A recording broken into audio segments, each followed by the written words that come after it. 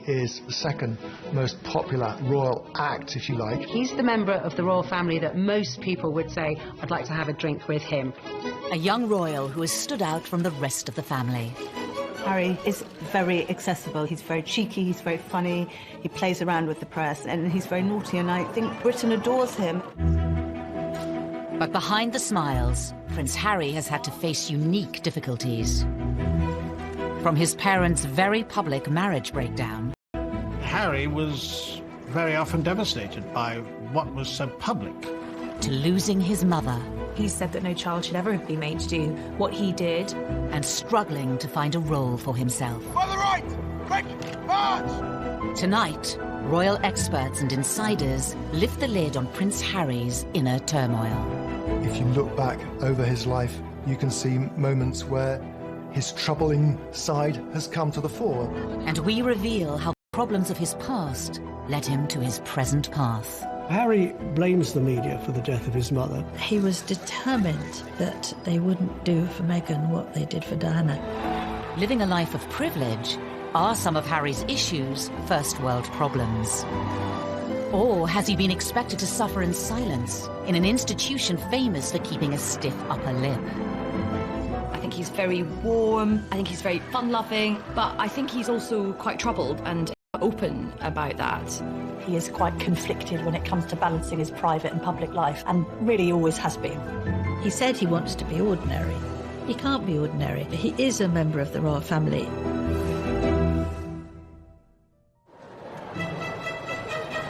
The 15th of September, 1984. The nation was at fever pitch for the birth of Prince Charles and Princess Diana's second child. Britain loves birth for a royal baby. Charles and Diana were hugely popular, and everybody wanted to see whether they were going to have a little girl or a little boy. Crowds were gathering outside the hospital, outside the gates of Buckingham Palace, and they wanted to see who was going to be on the tea towel. The guy was christened in this. Looks remarkably well despite it. From the beginning, the spotlight was on the young Prince Harry. For Diana to have another child in fairly swift succession was of course joyous, and then when the child grew up and had ginger hair, and I think even from an early age has been quite cheeky with photographers and seemed to be quite contrasted to William in his temperament, there was of course excitement about him. When it comes to dealing with the press, Prince Harry has a style all of his own. Harry sticking his tongue out at one of the sort of stuffed shirt automatons. Here's a royal who seems to have a lot of personality, even as a little child. Some labelled it as cheeky, some as rude. Those people thought it was delightful. It was quite endearing when he was a young boy, really came to colour the way his views of the press were shaped. Harry's role in the royal family wasn't just a brother for William and another son for Charles and Diana. On paper, Prince Harry's start in life was incredibly privileged, incredibly lucky, but actually in reality, being born as the younger brother of the future King of England is a very difficult position to be born into. Of course, they're known rather unkindly as the spare. I think being the spare to the heir is a role that inherently has problems attached with it. You know, if you look at the heir, if you look at Prince William, his role has always been defined. What he's going to do has always been clearly outlined. Harry, like spares historically in the royal family, has had to find a role for himself. To some, Prince Harry grew up in the shadow of a brother destined for the throne. He was always less than his brother. The late Queen Mother used to invite Prince William over for tea and talk to him about his future, and not invite Prince Harry. The Queen Mother always made sure that Prince William was seated in a prominent seat next to her, and Harry never was. Diana would take the two boys to Highgrove in Gloucestershire. And on this particular occasion, Diana was driving, I was sat in the front, William and Harry in the back. You know, they clearly got off to a bad start because they were both arguing before we even left. Harry out of nowhere just said, William, you know, one day you'll be king, I won't, it doesn't matter, therefore I can do what I like. You can take that comment two ways. It can indicate envy, if you like, that William's got this great future as king, but also there's an element of, I'm free, I'm going to be able to choose my own role in life. While the young princes may have been aware of their unequal positions, their parents were determined to raise them the same way. Diana was very conscious that she wanted the palace to treat the boys equally and to give Harry as many opportunities that were afforded to William. You know, Diana was very fair about how she treated them. There were no favourites, as I saw it. Prince Charles shared Diana's concerns about making sure the boys shared things in their early years, but certainly other more senior members of the family privately would say, well, this is nonsense. I mean, William is the future. All our efforts must go into educating William. It was William who the Queen would invite for lessons in kingship, if you like, when he was at Eton and she was at Windsor Castle. But while Charles and Diana tried hard to keep their sons happy, their own relationship faltered and ultimately failed. It is announced from Buckingham Palace that with many problems that many people in the West have all the time in growing up in a broken home, but his broken home was exposed on a most extraordinary scale. The entire planet tuned in to learn every detail about the Charles and Diana separation and divorce, and inevitably the focus on Harry and William followed. Harry was very often devastated by what was so public. He couldn't understand why his mother would wish to be so public with so much of her life. Harry was always the baby of the family, and whether it was at school or whether at home, every effort was made to shield him from the newspaper headlines and protect him from his parents, who really, by that stage, were in a pretty bad way. The War of the Waleses saw Charles and Diana's separation and divorce play out on the front pages and to TV audiences of millions. For the children to hear both parents to come on television at separate times, to admit to having affairs and to admit to how unhappy they both were when these kids were at boarding school, can you imagine how cringe-making it must have been for them? Highly embarrassing. And I don't think that makes them secure. In later years, Harry would admit his parents' divorce left him feeling like he didn't spend enough time with either of them. I think Harry found it quite difficult kind of being shared between parents and spending some time at Kensington Palace with Princess Diana and then going to Clarence House and then to Highgrove, his father's property in Gloucestershire. In this sense that he didn't really have a permanent home was difficult for him. The divorce was finalised in 1996. A year later came a far bigger blow for the royals, and especially for Harry, at the age of just 12. We have reports from Paris that Diana, Princess of Wales, has been killed in a car accident. Harry really did feel the loss of his mother. Being the youngest, he was, as much as William was close to his mother, he was probably a little bit closer. It's incredibly difficult to lose your mother at such a tender age, especially if you're in the public eye. And I think that Harry's had a unique set of circumstances to cope with.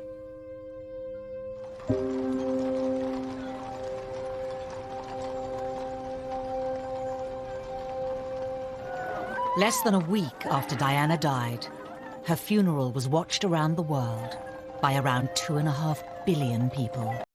I don't think anyone will ever forget the sight of Harry walking behind his mother's coffin, so small, so young, so grief-stricken. But this is part of being royal. This is their duty. I may not necessarily agree with it, but this is what it was, and that must have been very difficult. On a public sleeve.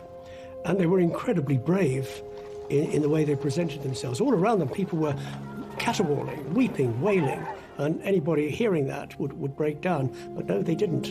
Which was actually very selfish of most people, because somewhere in amongst all that national outpouring of grief, the private grief of the boys got lost. Ever since Diana's death, Harry has been in no doubt about who he blames for the tragedy. I think it was inevitable that Harry blamed the press for the death of his mother. In fact, it was much more grey. There were a lot of photographers outside the Ritz Hotel, but both Diana and Dodi chose to go out that evening. Being part of this family and this role and this job, every single time I see a camera, every single time I hear a click, every single time I see a flash, it takes me straight back. So in that respect, it's the worst reminder of her life as opposed to the best. For 2 decades, Harry said very little about losing his mother. But in recent years, He has lifted the lid on the emotional turmoil he's been experiencing. He said that no child should ever have been made to do what he did. The experience of that, the trauma of losing his mother, has culminated in years of personal crises for the prince, something that he's struggled with in adulthood. And I think having spoken so openly and courageously about the impact that losing his mother had on him, we now do have some understanding on just how much that has shaped him. Harry revealed he had been seeing a mental health professional to help him with his grief. It was a big surprise when Harry came out and said he'd had these mental welfare problems, the fact that he'd sought help, treatment. We learned that it was William who had not forced him, but said, you've really got to get some help here. We also learned that he'd taken up boxing to try and control his aggression, and the aggression was a consequence of his mourning, and he was still dealing with his grief over his mother's death. But it would take nearly 2 decades for Harry to seek help. In the years after Diana's death, the young prince would deal with his troubles in a very different way. The sadness and the grief would make him behave in a very inappropriate way. He had problems with excessive drinking and also problems with drugs.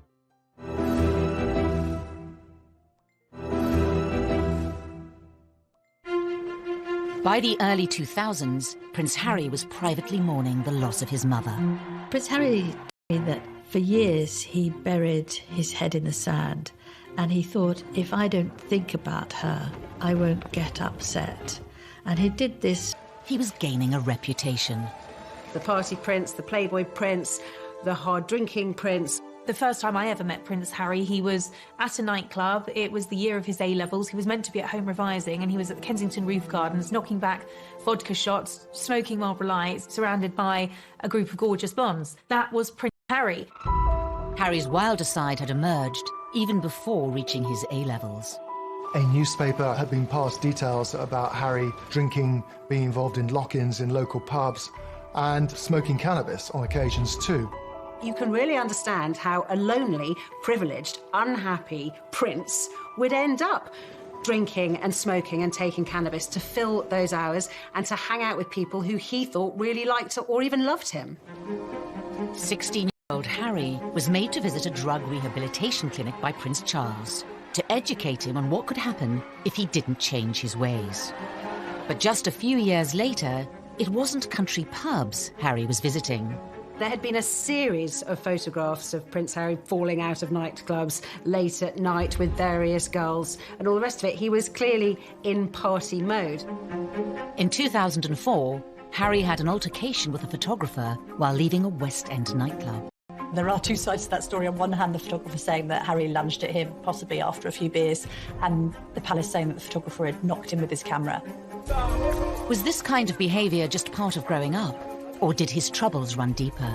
Harry's naughtiness was sometimes just boyish, but other times was really a symptom of his deep grief. It was outlets for his despair, I think. Everything he did was always going to be examined with microscopic detail. He couldn't, in other words, get away with the kind of things that many of his teenage friends could. It was obviously also storing up that sense of resentment that Harry came to have against the media. No one's making judgments, you're just being reported. And actually, some of this has helped to fuel your popularity. People love a royal rebel at the end of the day. Regardless of public opinion, Harry has been open about his feelings towards the media. He admitted to reading coverage about himself when he turned 21. They upset me and I still read them. Why, I do not know, but I have to read them just for peace of mind, just to know what they've written. And to see who wrote it and see who took the photographs, you know, write that down for later. But there was one newspaper report about Harry's behaviour that upset many others. In 2005, while attending a costume party, Harry wore a swastika armband. That was an episode that happened when he was fully protected by the royal machine, and yet it still happened. You know, it was a grave error of judgment, and one wonders why there wasn't someone looking out for him and telling him, actually, sir. Quite unfair at the time, and I still think it was quite unfair. It was clearly not a political statement. It was clearly a stupid teenager doing a very stupid thing, thinking it was funny. Harry apologised for it. He said it was something that he regretted. It happened on the eve of him joining Sandhurst. The Royal Military Academy, Sandhurst. In May 2005, Harry spent nearly a year here, training to be an officer cadet in the army. Something he'd wanted for a long time. One of the things that we saw very much with Harry growing up was the fact that he absolutely adored the military. I remember him as a 5-year-old strutting up and down the road at Kensington Palace in army fatigues. Harry excelled in his training and was commissioned as an army officer in April 2006. I think Harry found purpose in the army. I think he found safety in the army, ironically, because of course it wasn't safe, but I think he found emotional safety in the army. The army allowed Harry to feel normal. That's what he wanted. It's completely normal. It's as normal as it's going to get. I'm one of the guys. I don't get treated any differently. Even though Harry felt normal in the army, the rest of the world couldn't forget he was a royal. And that brought problems. When he was told he couldn't serve on the front line, he was absolutely furious and wanted to be treated like any other soldier. I have decided today that Prince Harry will not deploy as a troop leader with his squadron. There was a U-turn on a decision to deploy Harry to Iraq in 2007 over safety fears. I joined the army unless I thought I was going to. Simple as that. If they said no, you can't go front line, then I wouldn't drag my sorry ass through Sandhurst, and I wouldn't be where I am now, because the last thing I want to do is have my soldiers sent away to Iraq or wherever like that, and for me to be held back home twiddling my thumbs thinking, what about David, what about Derek? At that time, everyone else was going to Iraq, and he felt he should too, and it was enormously frustrating for him. Eventually, Harry was allowed to serve in combat zones. In 2008, it was revealed that he had been deployed to Afghanistan. The day he flew out, he was ecstatic, really. He said that being in theatre in Afghanistan, something that most people would find frankly terrifying, was as normal as he was ever going to get, and he loved it for that reason. But his time on active duty was short-lived.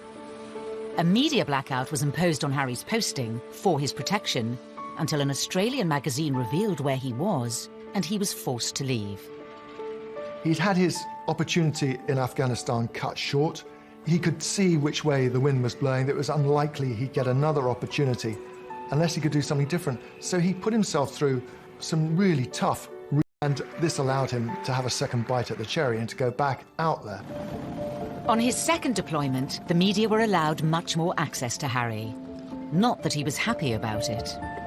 And so what do you think the public perception of Harry is? I don't know, it fluctuates. It depends on what the media want to write, I suppose. I'm out here doing a job and I really enjoy it. I never wanted you guys to be out here, but there was an agreement made to invite you out on the deal that the media didn't speculate before my deployment. That's the only reason you guys are out here. Harry may not have wanted the cameras there, but it did give the world a chance to see him in his element. If you speak to anybody in the military, they will always say he was absolutely fantastic. Being dragged away from my guys, I think it was all done. It wasn't done in the wrong way, but it was just.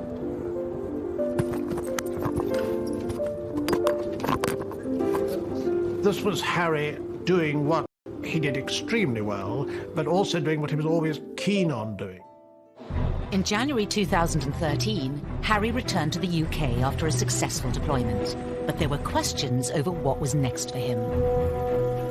Because of who he was, it was no longer possible for him to pursue that career.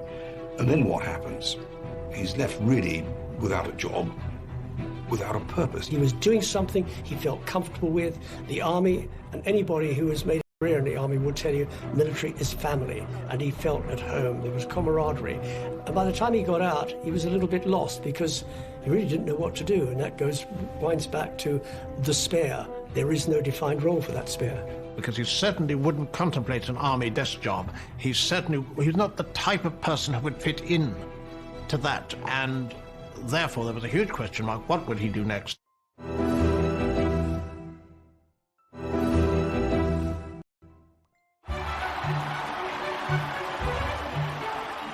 In April 2011, the world watched as the future king of the United Kingdom married his queen.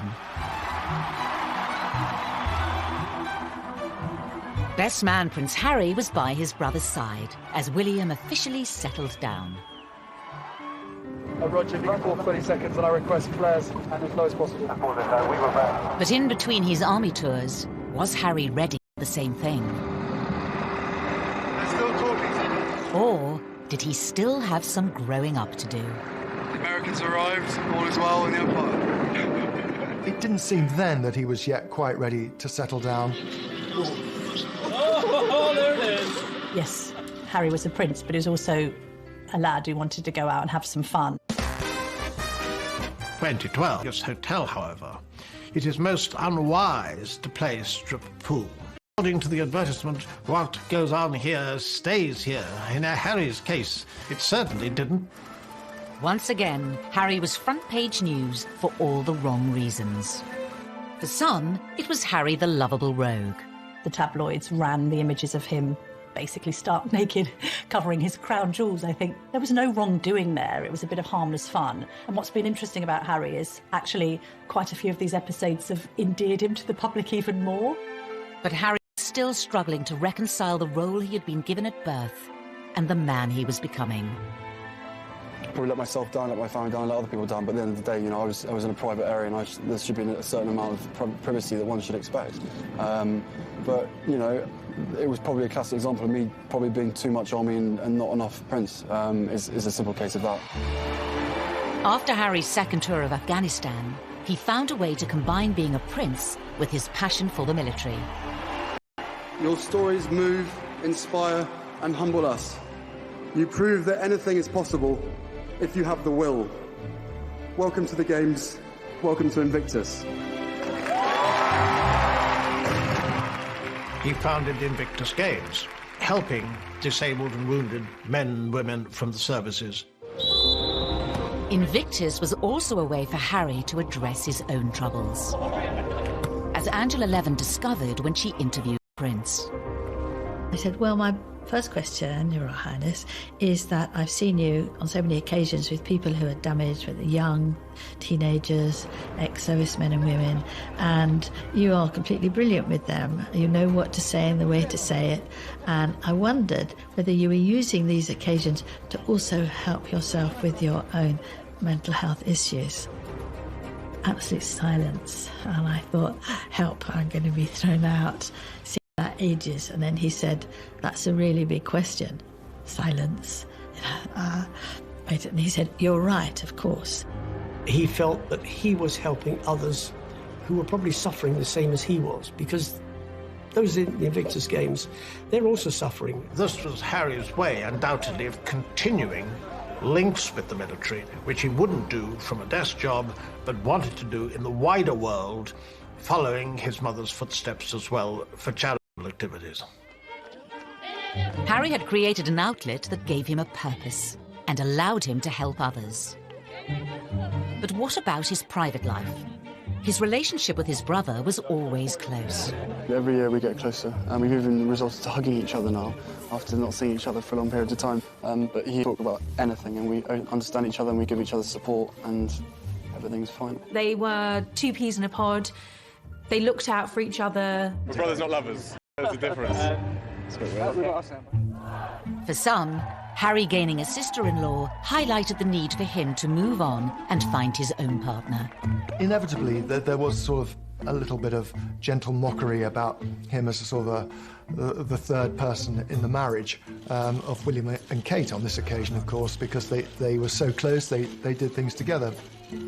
There's just an awkwardness to that scenario, a couple trying to carve their own path as newlyweds, and then a prince who's got a great deal to offer, and which takes precedence, and who's more popular when it comes to the press, and how does that work in tandem? So I think there was always friction in that regard with the three of them. I think what changed things for Harry was William having his own children, and Harry looking on at Kensington Palace where they were neighbours, and thinking that he probably wanted that for himself. It's fantastic to have another addition to the family. I only hope my brother knows how expensive my babysitting charges are. It was always inevitable that Harry was going to want to live his own life. Oh, put some effort in. It's the wizard, never the wand. But for Harry, finding a princess of his own would prove difficult. The first love Chelsea Davy, the girl that he met in South Africa, who he fell head over heels in love with, she had 8 years to look into the goldfish bowl of royalty and to realise absolutely this wasn't the life for her.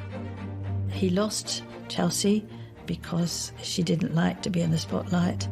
Harry was disappointed, but he was very much younger, and this was probably his first love, and probably a love that was not going to go anywhere. That was swiftly followed by a relationship with Cressida Bonus, who was a budding actress.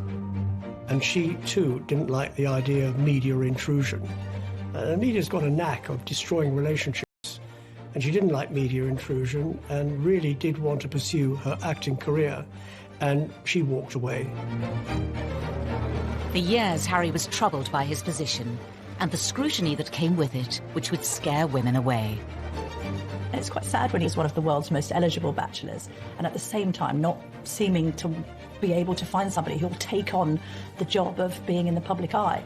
There is this sense that they loved him but didn't love the idea of being royal. Then Meghan Markle entered Harry's life, offering him a genuine chance at happiness. After rumours of a relationship, the pair appeared in public together for the first time in September 2000. Different in many ways. She had a degree of fame and had lived through that herself. She was incredibly accomplished as a public performer, as an actress. It gave her great confidence. She seemed incredibly secure in herself, and she was that much older than these girls that had gone before. She'd also, of course, been married, which added an entirely different layer to the relationship. Good grief, you know, Prince Harry is punching above his weight here. There's this amazingly glamorous American actress. When I walked into that room and saw her, and there she was sitting there, I was like, OK, well, I'm going to really have to up my game. It was almost as if she was a ready-made royal, and therefore a perfect fit for him. In this strong, striking, confident woman, there was actually someone who was very capable of handling the pressure and the scrutiny of being in the public eye. That was something that neither of his two girlfriends had been willing to take on. But the scrutiny would soon affect Prince Harry and his new girlfriend. He issued an unprecedented statement saying, Meghan Markle has been subject to a wave of abuse and harassment. I did not have any understanding of just what it would be like. I don't think either of us did that. We both said that, even though we knew that it would be. Yeah, I tried to warn you as much as possible, but I think both of us were totally surprised by the reaction after the first 5-6 months when we had to ourselves. You could see that the old thorny issue of Harry's relationship with the press was raising its head again. Quite a lot of the press was very, very charged about her background, headlines like Straight Out of Compton and all of this kind of thing. There was quite an unpleasant tinge to it. There has been some very negative publicity given, and some of it marginally racist, which is unacceptable. Not everything that was troubling Prince Harry was in print or written by journalists. Horrible, horrible stuff on social media, and I'm sure they weren't scrolling through it all the time, but you will see the stuff. You know, they're modern young royals. Of course they're going to be on social media. This time, though, the relationship survived. Harry asked Meghan to marry him. What are we doing? Just roasting chicken and having Trying to roast chicken. Trying to roast the chicken, and it was just an amazing surprise. It was so sweet and natural and very romantic. He got on one knee. Having watched Harry grow up, the public saw this as the moment to put his past behind him. They wanted Harry to be happy. They adored Harry, and they wanted him to be content and find the right person. Well, I think that the country were overwhelmed with happiness for Harry. Heartbreaking confessions about how upset he'd been and how he'd struggled with demons for years, coming to terms with the grief of the loss of his mother. And then he should find this remarkable young woman who had such a different background from him, whom he was so clearly in love with. But was this the beginning of a fairy tale, or the start of another difficult chapter for the already troubled prince? Things were said and done in the run-up to the wedding that both sides regret, but had caused irreparable damage.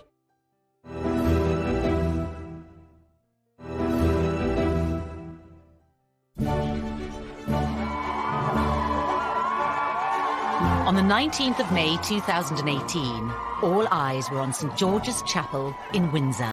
The wedding day was wonderful. Meghan looked beautiful in her dress. Harry couldn't have looked happier. The ceremony itself was so vibrant, it was so new, it was so different, it was so unique to the two of them. And I think it was the start of something very, very happy and very, very special. Nobody can deny that the wedding day itself was sparkling. It was magic. It was like Disneyland. But not long after, Harry was once again facing familiar troubles with the press. The wheels started to come off amid suggestions that the couple had been a bit difficult over the planning of the wedding, and that demands were being made that perhaps weren't quite in proportion with their place in the royal pecking order. He said before the wedding, what Meghan wants, Meghan gets. And I think he defers to her a great deal. She's a very confident, articulate woman who's done very well for herself. But I think she has no idea of the sense of duty, which is understandable because she's never been a member of the royal family. But she won't be confined by protocol. The level of perceived criticism against Meghan is something many say has had a profound effect on Harry.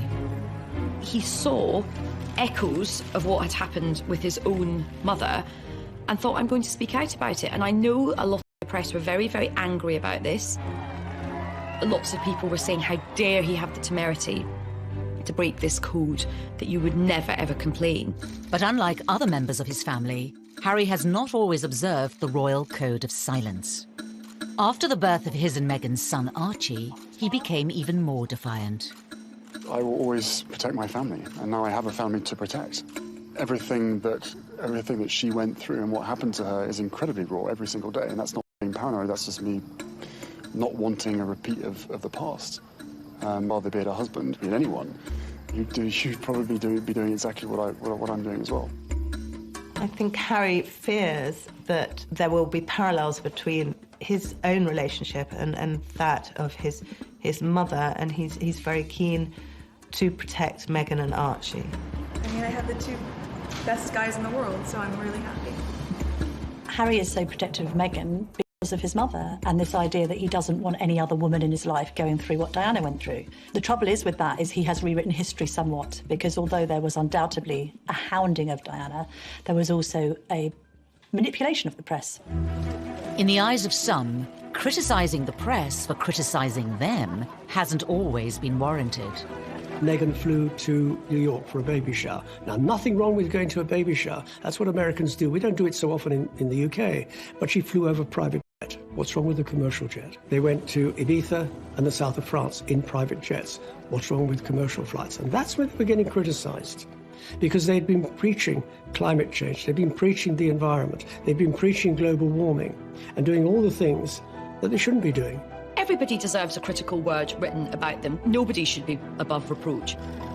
The press accused them of hypocrisy, and there's no question also that they weren't, it seemed, listening to advice, paying much attention to precedent. All of this made the atmosphere very unhappy. While the press levelled criticism in public, behind palace walls, Harry was allegedly facing troubles of a much more private nature. One of the things that unquestionably adversely affected the relations between Harry and William, who were so close for so many years, was a series of rumours after the wedding. William expressed doubts to Harry as to whether or not he was too quick in being engaged to Meghan. There was a brotherly discussion, which I think was voiced out of concern from William, but was misinterpreted as a lack of support. Things were said and done in the run-up to the wedding that both sides regret, but had caused irreparable damage. Was Harry losing the one person he could trust? The brother he was so close to throughout the troubles of his childhood? There are also clearly unresolved issues and a distance between the two brothers that has never been there before. In 2019, the brothers split their royal households. And later in the year, Harry even addressed the rumours of a rift.